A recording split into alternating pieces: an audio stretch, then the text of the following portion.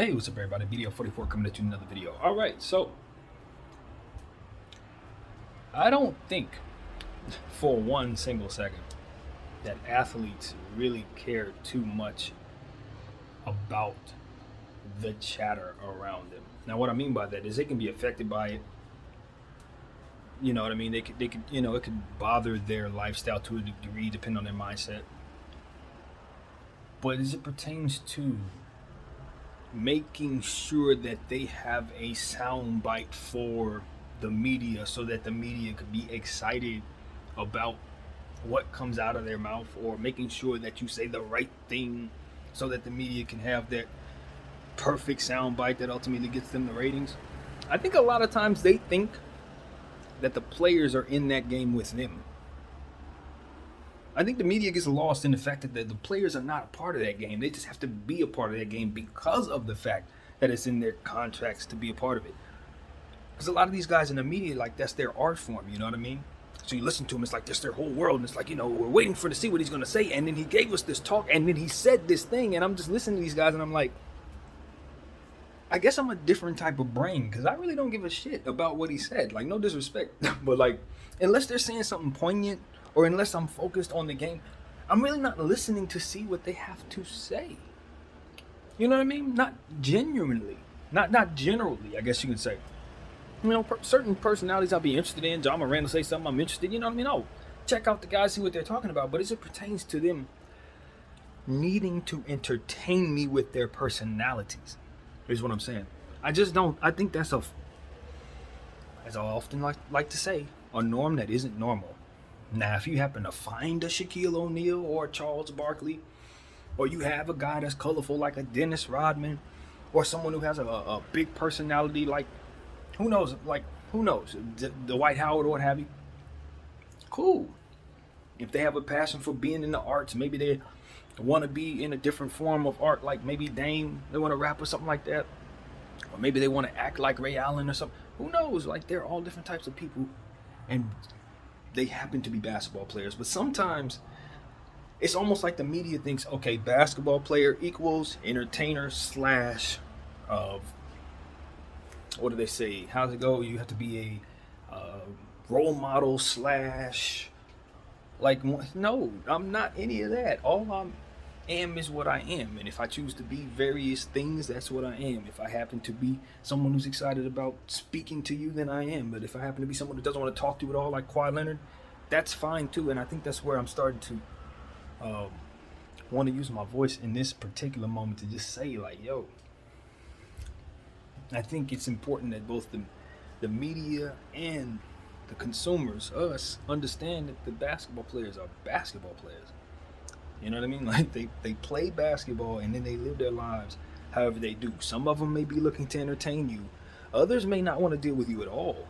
And that should be okay. And to not think that they're all entertainers just because they entertain on a basketball floor for a living. You know what I mean? If a guy doesn't have a bunch of sound bites for me, or if he's not entertaining enough and he's not going for the shoe deal, it should be perfectly fine. You know what I mean? It should literally be perfectly fine. And sometimes I grew up watching the NBA market its players, and the players had to do commercials, and the players are supposed to be charismatic because they were as good as they were.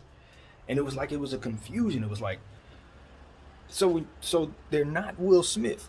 Because, like, if you get a guy like Will Smith, he has a passion for entertaining, right? So he's looking to capture a moment and act if necessary, or what have you. If the script is in front of him, he's going to be, very much into the script or whatever. A basketball player isn't an actor.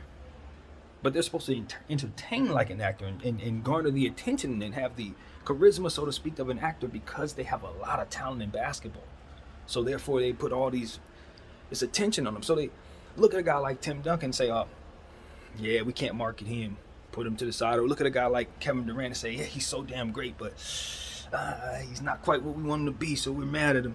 Or a guy like Kyrie Irving, you got to be more responsible with your words. We want you to understand how important it is to speak. It's like, why does he have to understand all that? Because he plays ball. Like, and so for me, it's like, listening to Charles Barkley put the seed in my mind as a young child. This basic thought that I have now came from that commercial in Nike, I'm not a role model. Yeah, it was a concept that stuck with me because I even understood it back then. Like, nah, he's not a role model. If he happens to throw somebody through a window, it's because they messed with him and such, what have you. That's a person. Just like anybody else. Some people have stronger thresholds than others, etc., etc. Because he plays ball, now it's like that threshold must be significantly more responsible because of everyone looking at him because he can play ball. It's like, wait a minute.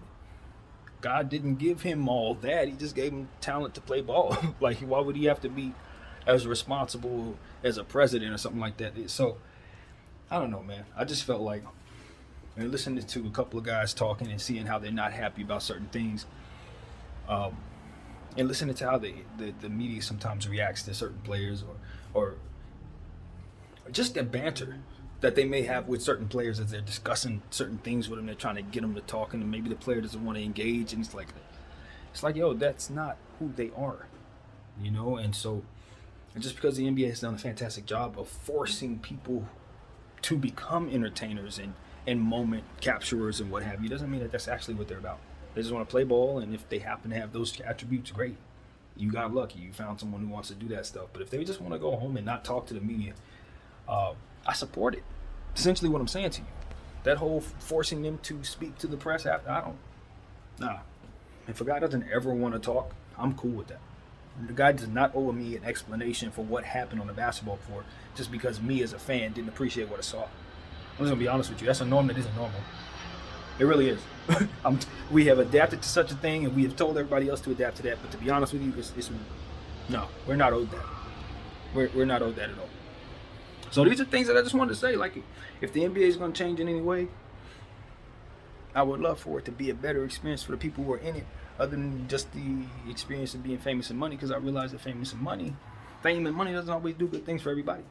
And as I'm watching certain people continue to struggle with fame and money, I just see a new generation of young people who are going to be coming in talented, and I'm like, if we say we're good for the, we're about the kids, and we want to see the next generation have better avenues in life, then we need to back that up by seeing that certain paths aren't set up for them to succeed, and saying something about those paths as we see it. So for me, it's like, okay, yeah, you throw a lot of money at these kids, all right, they got a lot of talent, so it's a give and take, cool, but I'm seeing how difficult their path is in the NBA, and it's just, this is one aspect of it, and there are plenty others. But as it pertains to having to entertain me and all that, I appreciate it. You know what I mean? It's been a great thing to see players go above and beyond so that kids like myself could dream. You know what I mean?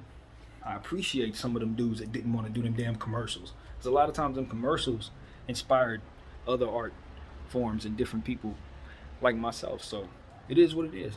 I think that's the sacrifice that you try to sell to the kids who may not really want to do the TV stuff, who may not really want to talk to somebody like myself or hear what I got to say about their game. At the end of the day, we are promoting the game, and so there's some credence to pay to that. But as far as, you didn't say enough, or damn it, can't you give me a little more? I know better than to do that to somebody who's not for that. They're for basketball and the art form of basketball and the science and the sport of basketball. Let them shine there and let that be enough. And if they give you something extra, let that be something we appreciate. So that's what I want to say, man. BDL44. Thank y'all for watching. Out.